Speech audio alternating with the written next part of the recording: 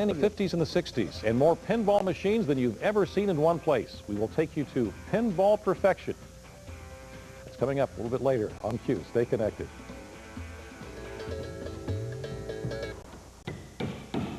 $217. That Mr. Blumberg got. For the largest collection of pinball machines in the country, along with arcade favorites from the 50s and the 60s.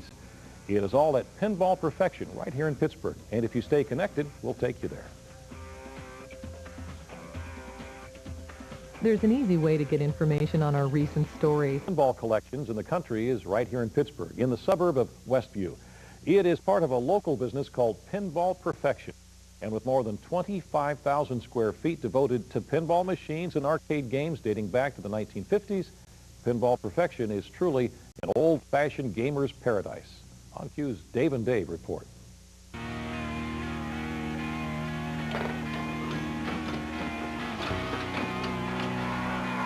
My name's Dan Hosek. This is Pinball Perfection. What can we find here? Gosh, any kind of pinball game from the 50s up to brand new in a box. Different game room stuff, darts, slot machines, pachinko games, all the classic video games, Pac-Man, Donkey Kong. You know, we restore those too. Now this is not an arcade.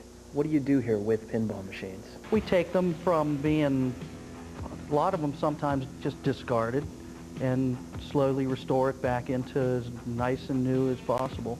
Where do you find these games? Oh, basements, attics, you name it, old warehouses. We actually re-import games back from Europe.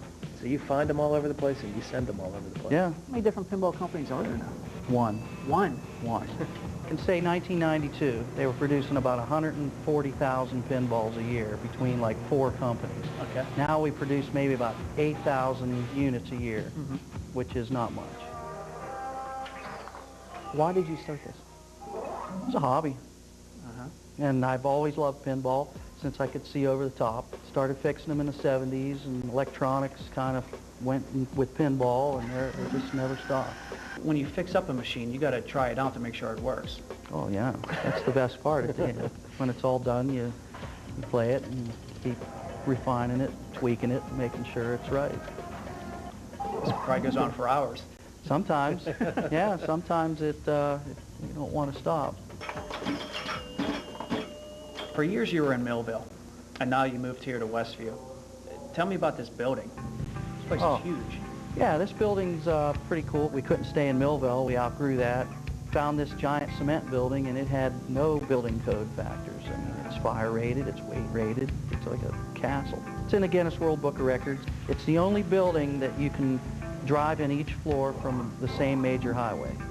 And there's 3 floors. 3 floors. This is where it starts. Looks like this is where it ends. This looks like a graveyard. Well, it kind of looks like it, but not really. We have a bunch of games in various conditions. Some are restorable, some are parts. A lady ordered a Star Trek: The Next Generation. I had this one that was a good working game, so we set this one up so that we can troubleshoot any problems. So we're going to do hers, and we're going to do another one too while we're at it. We're having a Trek-a-thon. So this is the guts of them. I mean, there's a lot to these. Yeah, you get the play field, and they all lift up, and they go different ways. How long does this usually take? Days? Yeah. For like each game could take days.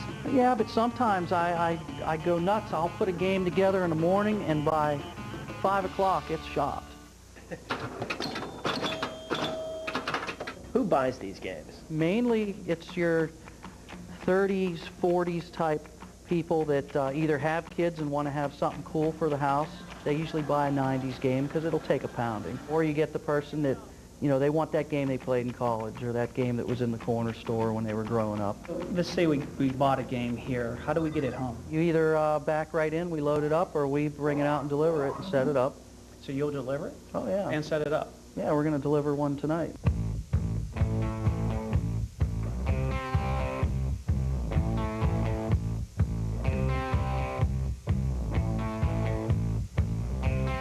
So what do you think about the in-home setup? Dan is very reputable, and the service they give is great. And to have the luxury, again, of, living in Pittsburgh, and the nearest distributor that I saw was like Chicago. and what do you do if something goes wrong? But to have somebody like him that could literally, as he mentioned, come over, take a look at it, fix it, and if not, walk us through things to try to fix it, I thought, boy, that's, give it a whirl, see what happens. When you wax the games, you should check the balls and wax them too. Why the whodunit murder mystery? I have 3 kids, 10, 8, and 4. I mean, and actually they all love to play pinball, even the 4-year-olds, so I thought, boy, this game is really cool. This one kind of did a little bit of everything for everybody, and it was one also that I thought the kids could grow into, so it'd be cool to play for a long time. It's also something that can keep the kids around and have their friends come over and, keep the family together, having a lot of fun and who their friends are and everything else. Of course, you're going to charge the kids. Not yet. Not yet as they get older, definitely. Moneymaker here. So what's the best part of your job?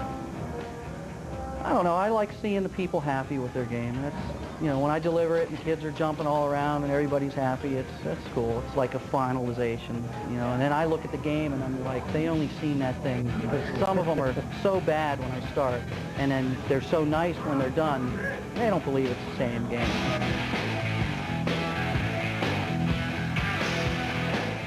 Now, Pinball Perfection's Westview store is open Monday through Friday from 10 in the morning until 4 in the afternoon, and on Saturdays from noon until 3.